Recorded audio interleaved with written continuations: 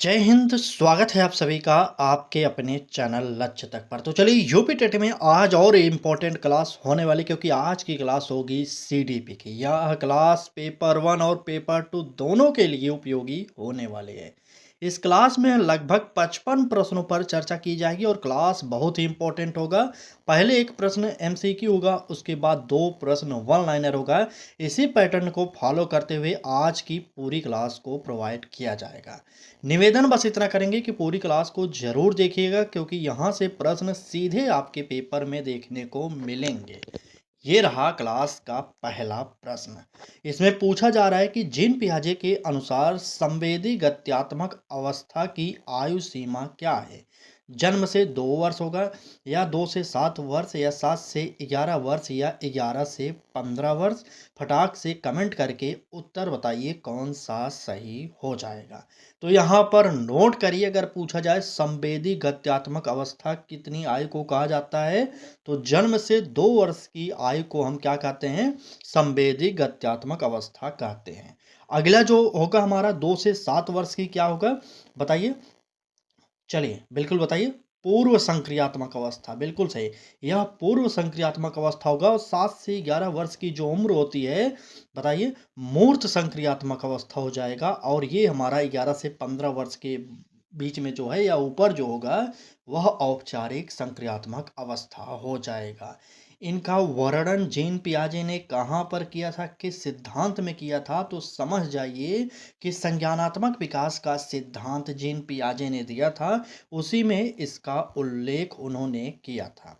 चलिए one liner प्रश्नों को देख लीजिए। यहाँ पर पहला प्रश्न पूछा जा रहा है कि पियाजे के अनुसार पूर्व संक्रियात्मक अवस्था किस आयु में होती है। अभी मैंने जस्ट बताया 2 से 7 वर्ष की जो उम्र होती है, यह पूर्व संक्रियात्मक अवस्था कही जाती है। देखिए अगला वन लाइनर क्या पूछा जा रहा है।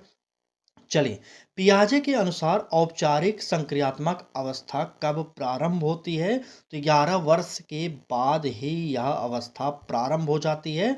ये नोट करिएगा, क्योंकि जीन पियाजे आपके पेपर के लिए बहुत ही इंपॉर्टेंट है। ठीक, 11 वर्ष के बाद यह अवस्था प्रारंभ होती है। चलिए अगला प्रश्न देखिए। लेव वाइगोत्स्की का जन्म किस देश में हुआ, रूस में, जर्मनी में, फ्रांस में, अमेरिका में। वाइगोत्स्की के बारे में आप जानते होंगे। इन्होंने एक सिद्धांत दिया था, कौन सा, सामाजिक सांस्कृतिक विकास का सिद्धांत। इनका सिद्धांत बहुत ही इंपॉर्टेंट था। और ये कहाँ से संबंधित थे, ये हमारे रूस से मनोवैज्ञानिक थे। आपको पता होना चाहिए। ए ऑप्शन बिल्कुल सही हो जाएगा। इनका प्रभाव यूपी टेट पर बहुत अधिक पड़ता है। यूपी टेट से भी ज़्यादा सी टेट पर इनका प्रभाव बहुत पड़ा है। इनके प्रश्न बहुत ज़्यादा पूछे जाते हैं टीचिंग एग्जाम में, याद रखिएगा। अगला वन लाइनर देखिए।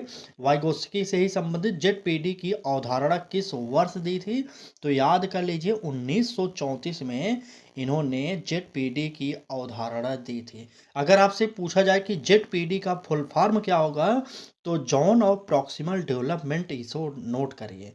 जॉन ऑफ प्रॉक्सिमल डेवलपमेंट, यह होता है फुल फॉर्म। ठीक, चलिए अगला वन लाइनर देखिए। कह रहा है कि वाइगोत्स्की के सिद्धांत को किस नाम से जाना जाता है। अभी मैंने जस्ट बताया कि सामाजिक सांस्कृतिक विकास का सिद्धांत, इसे आप नोट करिए।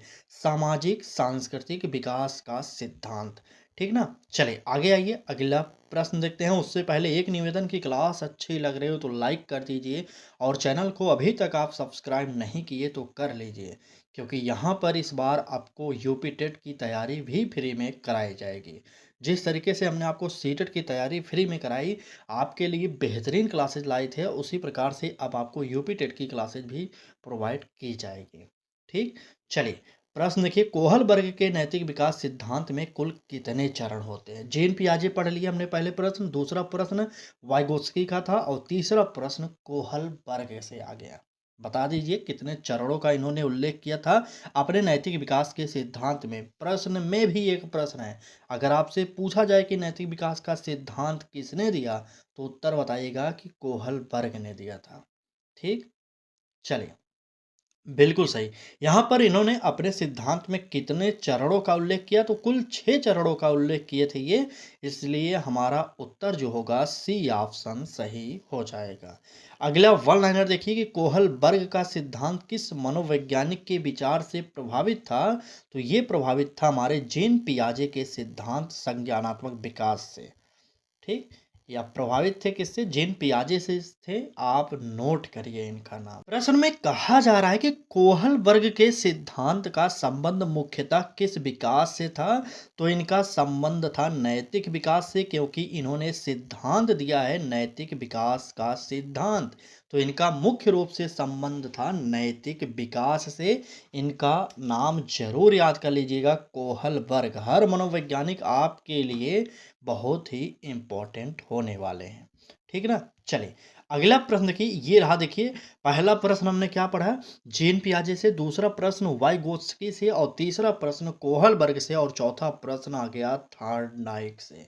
यकीन मानिए अगर आप जुड़ रहे हैं हमारे साथ तो एक भी क्लास मिस नहीं करेंगे। यह क्लास पेपर 1 पेपर 2 दोनों के लिए हो रही है, चाहे आप सीडीपी पढ़ रहे हो चाहे आप हिंदी पढ़ रहे हो। दोनों क्लासेज पेपर 1 और 2 दोनों के लिए हो रही हैं। ठीक, आइए प्रश्न देखते हैं। कह रहा है कि थॉर्नडाइक का प्रयोग मुख्यतः किस पशु पर आधारित था? तो सबसे पहले नोट करिए, कुत्ते पर किसने प्रयोग प्रयोग किया था? तो पावलोव ने किया था कुत्ते पर प्रयोग, इसे जानते रहिए। बिल्ली पर हमारे थॉर्नडाइक महोदय ने प्रयोग किया था। चूहे पर किसने प्रयोग किया था पूछा जाए तो चूहे पर स्किनर साहब ने प्रयोग किया था, ये जानते रहिए। और बंदर पर किसने प्रयोग किया? बंदर हो या चिंपैंजी, या इस पर किसने प्रयोग किया था, इसे आप कमेंट बॉक्स में कमेंट करिए।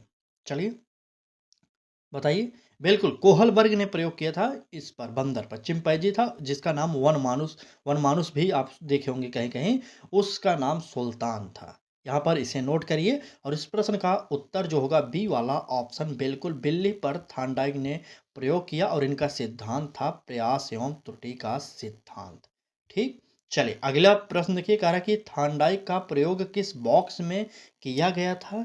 तो कौन सा बॉक्स था बताइए? बिल्कुल, हम कह सकते हैं पजल बॉक्स था। ठीक ना? Puzzle box.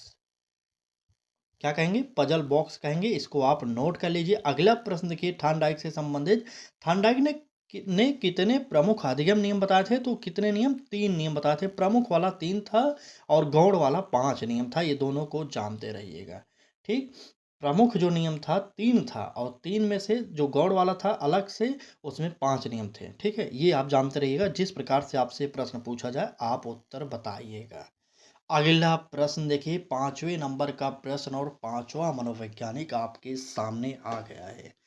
प्रश्न में कहा जा रहा है कि हार्वर्ड गार्डनर ने बहुबुद्धि सिद्धांत किस वर्ष प्रस्तुत किया था? 1975 में, 1983 में, 1990 में, 1995 में?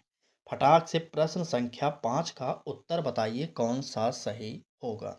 चलिए सब लोग बताएंगे, एक तरफ से सभी लोग कमेंट करेंगे। देखिए अगर बात बहुबुद्धि के सिद्धांत की जाएगी तो गार्डनर साहब ने यह सिद्धांत कब दिया था? तो 1983 में दिए थे पहली बार इस सिद्धांत को। और याद कर लीजिए इसी सन में हमारा भारत पहली बार वर्ल्ड कप भी जीता था भाई साहब, अभी क्योंकि वर्ल्ड कप का सीजन खत्म हुआ ना, तो जानते रहिएगा पहली बार भारत 1983 में वर्ल्ड कप भी जीता था। ठीक, और प्रश्न का उत्तर एक बार फिर से नोट करिएगा। गार्डनर साहब जो थे हमारे मनोवैज्ञानिक, इन्होंने बहुबुद्धि का सिद्धांत 1983 ईस्वी में दिए थे, यानी कि बी वाला ऑप्शन बिल्कुल सही हो जाएगा। चले आगे। चलिए वन लाइनर देख लीजिए गार्डनर से संबंधित। गार्डनर के अनुसार प्रारंभ में कितनी बुद्धियां बताई गई थीं? तो बताइए।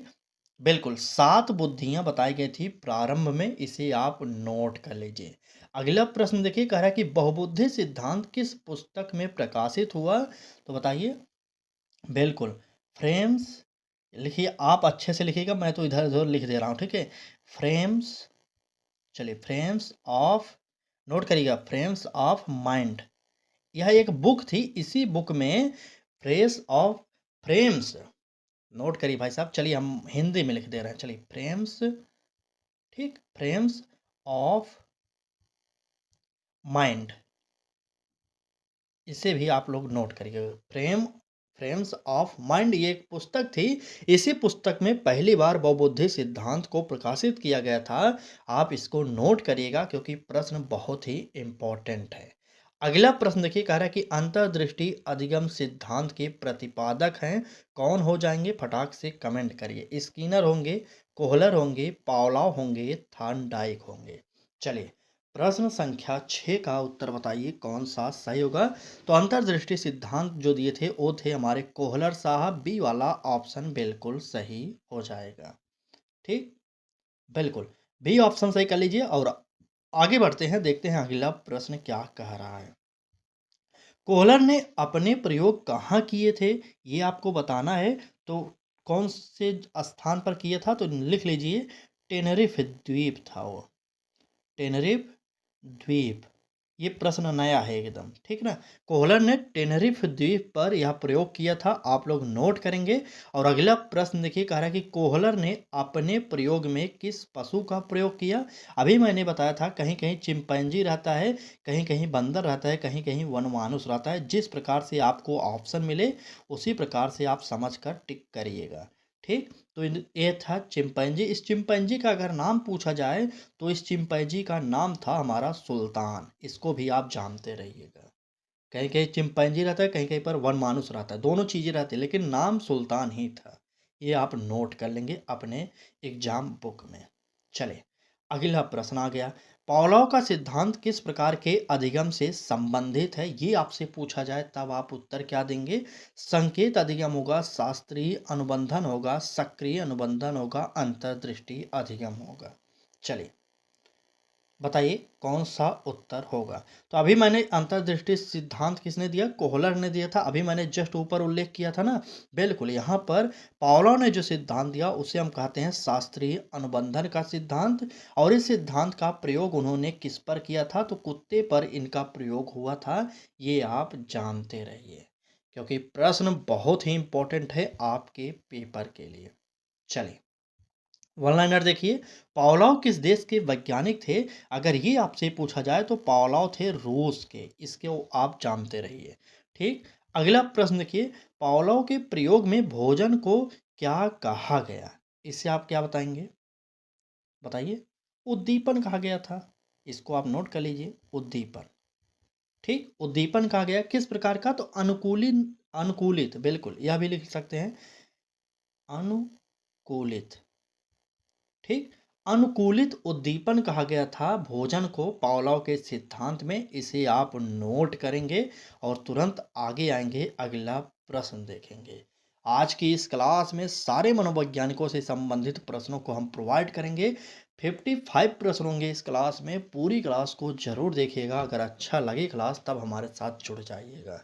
ठीक, चलिए, अब प्रश्न देखिए, कह रहा है कि बीएफ स्किनर का सिद्धांत किस प्रकार के अधिगम से संबंधित है। सक्रिय अनुबंधन से, शास्त्रीय अनुबंधन से, संकेत अधिगम से, या अंतर्दृष्टि अधिगम से। देखिए, शब्द को थोड़ा से बदलकर आपको फंसाने की पूरी कोशिश की गई है। यहाँ पर नोट करिएगा, स्किनर ने सक्रिय अनुबंधन का सिद्धांत दिया था, यानी कि ए वाला ऑप्शन सही हो जाएगा। और इस सिद्धांत का प्रयोग किस पर हुआ था, तो चूहे पर इसका प्रयोग हुआ था। ये भी आप नोट करिएगा क्योंकि इम्पोर्टेंट है प्रश्न। ठीक, चलें आगे बढ़ें। आइए देखते हैं वन लाइनर का प्रश्न क्या कर रहा है। स्किनर के प्रयोग में प्रयुक्त बॉक्स को क्या कहते हैं, ये आपको बताना है। स्किनर के प्रयोग में बताइए, बिल्कुल इसे हम स्किनर बॉक्स ही कहेंगे।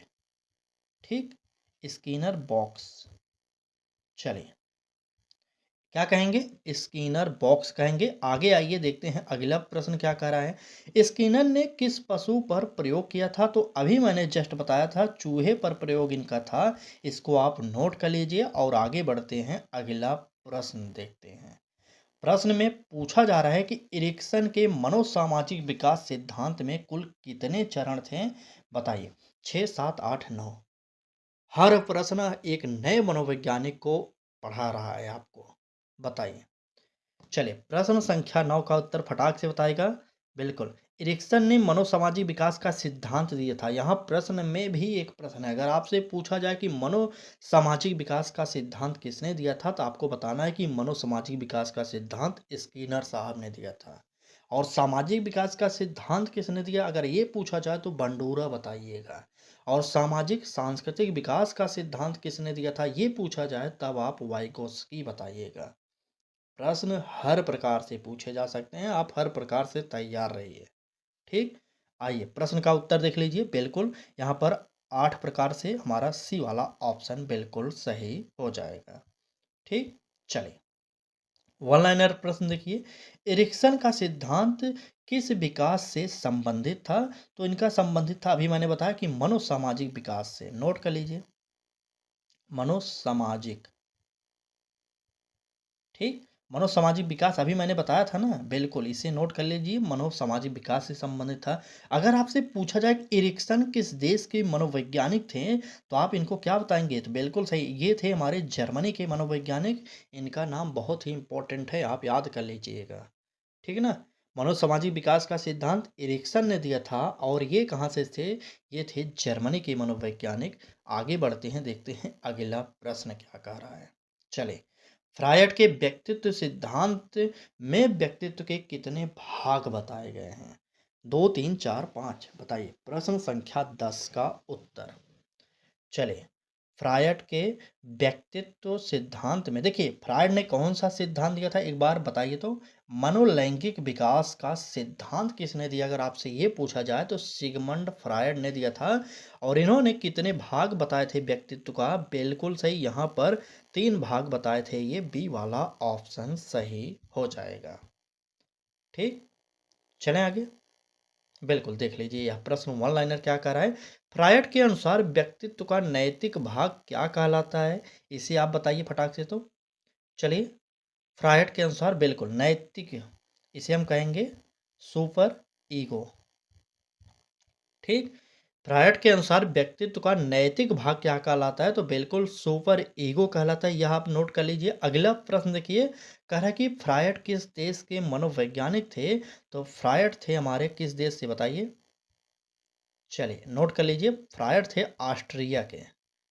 कहाँ के थे, ऑस्ट्रिया के थे फ्रायड, ये आप जानते रहिएगा, क्योंकि ये भी आपके लिए बहुत ही महत्वपूर्ण है। आगे बढ़िए, देखते हैं अगला प्रश्न क्या कर रहा है। अभी तक आप इस क्लास में 10 प्रश्न एमसीक्यू और 20 प्रश्न वन लाइनर पढ़ चुके हैं, टोटल 30 प्रश्न आप देख चुके हैं। टाइम कितना हुआ, आप टाइम खुद देख लीजिए। अगर आपको इस प्रकार से डेली क्लासेज प्रोवाइड की जा रही हैं, आप थोड़ा सा अनुमान लगाइए कितनी मेहनत करनी पड़ेगी। यहाँ पर पूरी फाइल बनानी पड़ती भाई साहब, एक एक प्रश्न को ढूंढना पड़ता है, उसके बाद आपके लिए सेट करके प्रोवाइड करना पड़ता है। फिर भी आप लोग थोड़ा सा लाइक करने में कंजूसी करते हैं, क्या आपका पैसा लगता है क्या यहाँ पर भाई साहब। चलिए फिलहाल लाइक नहीं करना चाहते तो मत करिए, लेकिन डेली तो क्लास देख सकते हैं ना। क्लास देखिए सिर्फ डेली, क्योंकि आपका फ़ायदा होना चाहिए। पढ़ाई करिए, फ्री में कर रहे हैं तो करिए, लेकिन डेली करिए। ठीक, बाकी जो लोग शेयर कर दिए, लाइक कर दिए, उनको बहुत धन्यवाद, और क्लास को पूरा जरूर देखेंगे। ठीक, आइए, बुद्धि लब्ध जिसे आप शॉर्टकट में आईक्यू कहते हैं, इसका सूत्र किसने दिया था, बिने ने, टर्मन ने, विलियम स्टर्न या स्पीयरमैन बताइए। प्रश्न संख्या 11 का उत्तर क्या होगा, बिल्कुल विलियम स्टर्न ने आईक्यू का जो सूत्र दिया था, बिल्कुल ये इन्होंने ही दिया था। नोट कर लीजिए। अगला प्रश्न देखिए, पूछा जाए अगर आपसे कि पहला बुद्धि परीक्षण किसने किया था, तो आप लोग नोट करिएगा, बिने साहब जो थे हमारे, इन्होंने पहला बुद्धि परीक्षण किया था, ये आप जानते रहेंगे। अगला प्रश्न, स्टैनफोर्ड बिने परीक्षण किसने विकसित किया था, तो इसे विकसित करने वाले मनोवैज्ञानिक थे टर्मन साहब। बिल्कुल टर्मन हो जाएंगे। चलिए आगे आए, आइए देखते हैं स्पीयरमैन से प्रश्न। स्पीयरमैन का बुद्धि सिद्धांत किस नाम से जाना जाता है, ए ऑप्शन करा कि त्रिआयामी सिद्धांत, बी ऑप्शन द्विकारक सिद्धांत, सी ऑप्शन बहुबुद्धि सिद्धांत, और डी ऑप्शन समूह कारक सिद्धांत। फटाक से प्रश्न संख्या 12 का उत्तर बताइए, कौन सा सही होगा। चलिए, प्रश्न संख्या 12 तो बिल्कुल सही। अगर आपसे पूछा जाए स्पीयरमैन, तो यहाँ पर द्विकारक सिद्धांत जो था इन्होंने ही दिया था। बहुबुद्धि सिद्धांत किसने दिया था? तो अभी मैंने जस्ट बताया कि गार्डनर साहब थे, इन्होंने दिया था। समूह कारक सिद्धांत किसने दिया था? तो ये दिए थे थर्स्टन महोदय। ठीक, थर्स्टन महोदय, नोट करिएगा, थर्स्टन महोदय, इन्होंने दिया था समूह कारक सिद्धांत। यहाँ पर इस प्रश्न का उत्तर जो होगा बी वाला ऑप्शन बिल्कुल सही हो जाएगा। चलें आगे बढ़ें। देखिए, स्पीयरमैन के अनुसार सामान्य बुद्धि को क्या कहते हैं? तो बिल्कुल सामान्य बुद्धि को हम जी कारक कहते हैं, इसे आप नोट करिएगा। जी कारक कहिए चाहे जी फैक्टर कहिए, ठीक ना। बिल्कुल सामान्य बुद्धि को जी कारक और विशिष्ट योग्यता वाले को हम एस कारक कहते हैं, इसे आप जानते रहिएगा। ठीक, विशेष योग्यता को क्या कहते हैं? तो यस कारक कहते हैं, जिसे आप इंग्लिश में यस फैक्टर भी कहेंगे। अगला प्रश्न देखिए, गिलफोर्ड ने बुद्धि के कितने आयाम बताए थे? 120, 150, 180, 200, बताइए। गिलफोर्ड ने बुद्धि के कितने आयाम बताए थे? यह प्रश्न एकदम नया है आपके लिए।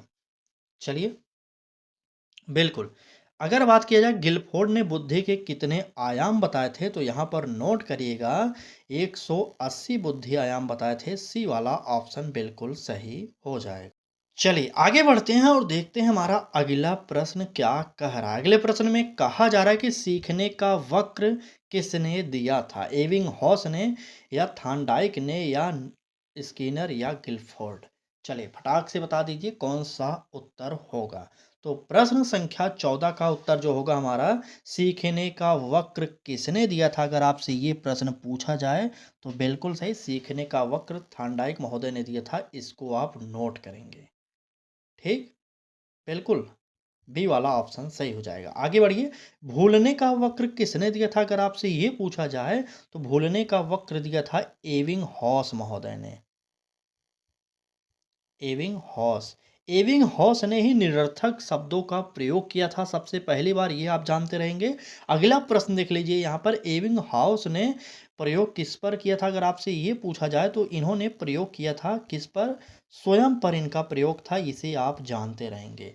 निरर्थक शब्दों का प्रयोग करने वाले यही थे, ठीक ना। और इनका प्रयोग खुद पर था, आप इसको भी नोट करेंगे। अगला प्रश्न देखेंगे, कह रहा है कि अधिगम का हस्तांतरण सिद्धांत किससे संबंधित है? पावलोव से, थांडाइक से, कोहलर से, या स्किनर से? फटाक से प्रश्न संख्या 15 का उत्तर बताइए। चलिए, अधिगम का हस्तांतरण सिद्धांत किससे संबंधित है? तो बिल्कुल क्या होगा? थांडाइक हो जाएगा। बी वाला ऑप्शन सही हो जाएगा। आगे आइए, अगला प्रश्न देखिए। वन लाइनर में कहा जा रहा है कि सामान्य तत्वों का सिद्धांत किसने दिया था? ये आप फटाक से बताइए। सामान्य तत्वों का सिद्धांत किसने दिया था? थार्नडाइक महोदय ने दिया था, इसे आप नोट करिए। थार्नडाइक, ये प्रश्न नया होगा, इन्होंने दिया था। अगला वन लाइनर देखिए, कह रहा है कि अधिगम हस्तांतरण कितने प्रकार से होता है? तो 3 प्रकार से होता है, ये आप जानते होंगे, यह बताने की बात नहीं है, ठीक ना। चलिए अगला प्रश्न देखिए, क्या पूछा जा रहा है? भारत में शिक्षा का अधिकार अधिनियम किस वर्ष लागू हुआ? ये ध्यान से प्रश्न पढ़िएगा, नहीं तो आप गलती करेंगे। ए ऑप्शन कह रहा है कि 2005 में, बी ऑप्शन कह रहा है कि 2008 में, सी ऑप्शन 2009 में, और डी ऑप्शन 2011 में। आरटीई जिसे आप कहते हैं शॉर्टकट में ना, बिल्कुल बताइए कौन सा होगा उत्तर यहाँ पर। तो देखिए, यहाँ पर ऑप्शन के अकॉर्डिंग देखा जाए तो हम क्या मारेंगे? 2009 मारेंगे। लेकिन आपको ये बात ध्यान में रखना पड़ेगा कि शिक्षा का अधिकार अधिनियम बना था 2009 में, ठीक? बना था 2009 में, लेकिन लागू कब हुआ? अगर आपसे ये प्रश्न पूछा जाए तो 2010 से इसे पूरे भारत में लागू किया गया था। इसको थोड़ा सा यहाँ पर करेक्शन करेंगे। लागू किया गया था 2009 में, और बना था कब? 2000, एक मिनट फिर से सुनिए। 2009 में यह कानून बना था, अधिनियम बना था। लागू लेकिन पूछा गया प्रश्न में ना, बताइए प्रश्न में क्या पूछा गया? देखिए, शिक्षा का अधिकार अधिनियम किस वर्ष लागू हुआ? तो यह लागू कब हुआ था, इसको नोट करेंगे। लागू हुआ था 2010 में, ठीक। 2009 में बना था, 2010 में लागू हुआ था। यहाँ पर चारों ऑप्शन गलत है, इतना आप समझ लीजिए। 2009 में आरटीई एक्ट जो था ये बना था, और 2010 में इसे लागू किया गया था, ये आप नोट कर लिए होंगे। आइए आगे बढ़ते हैं। पूछा जा रहा है प्रश्न में कि आरटीई अधिनियम किस आयु वर्ग के बच्चों के लिए है? तो ये कितने से? 6 से 14 वर्ष। यहीं पर निःशुल्क शिक्षा की बात की गई ना, बिल्कुल 6 से 14 वर्ष तक के लिए होता है। ठीक, चलें आगे बढ़ें। चलिए आगे आइए। अगला प्रश्न कह रहा है कि आरटीई के अनुसार प्राथमिक शिक्षा किस कक्षा तक है? यहाँ पर देखिए, वैसे तो हम कहते हैं 1 to 5 को प्राथमिक, लेकिन यहाँ पर आरटीई एक्ट में कितना कहा गया? 1 से लेकर 8 तक कक्षा कहा गया। ठीक, 1 से कक्षा 8 तक, इतना आप जानेंगे। आरटीई एक्ट में इसका उल्लेख किया गया, कक्षा 1 से लेकर 8 तक बच्चों को फ्री शिक्षा प्रोवाइड करने का ये अधिकार है उनका, कि वो प्रोवाइड कर सकते हैं सरकार। ठीक है, बिल्कुल सरकार प्रोवाइड कर सकता है और बालकों का ये हक भी है। तो चलिए, आज की क्लास में बस इतने ही प्रश्न थे। बाकी क्लास आपको कैसी लगी ज़रूर बताइएगा। अगर क्लास थोड़ी भी अच्छी लगी हो तो कल फिर से जुड़ जाइएगा हमारे साथ सुबह 10 बजे। ठीक? एक भी दिन क्लास को मिस मत करिए। बाकी आप हमारे साथ जुड़े होंगे तो 2-3 दिन क्लासेस देखेंगे, उसके बाद आपको खुद फ़र्क पता चल जाएगा हमारे चैनल पर किस प्रकार से तैयारी कराई जा रही है और अदर चैनल पर किस प्रकार से तैयारी कराई जाती है। ठीक? चलिए, उम्मीद करते हैं कल फिर सभी लोग लाइव आएँगे क्लास करने के लिए। सुबह 10 बजे तैयार रहिएगा। आपके पास नोटिफ़िकेशन तो जाता है, अगर आपने चैनल को सब्सक्राइब करके बेल आइकन को ऑन किया होगा तो नोटिफ़िकेशन भी जाएगा। ठीक है ना? और नोटिफ़िकेशन ना भी जाए फिर भी आप 10 बजे सुबह हमारे चैनल पर विज़िट करिए एक बार। ठीक? क्लासेज़ वहाँ पर चल रहे होंगे। चलिए, आज की क्लास को यहीं पर समाप्त करते हैं।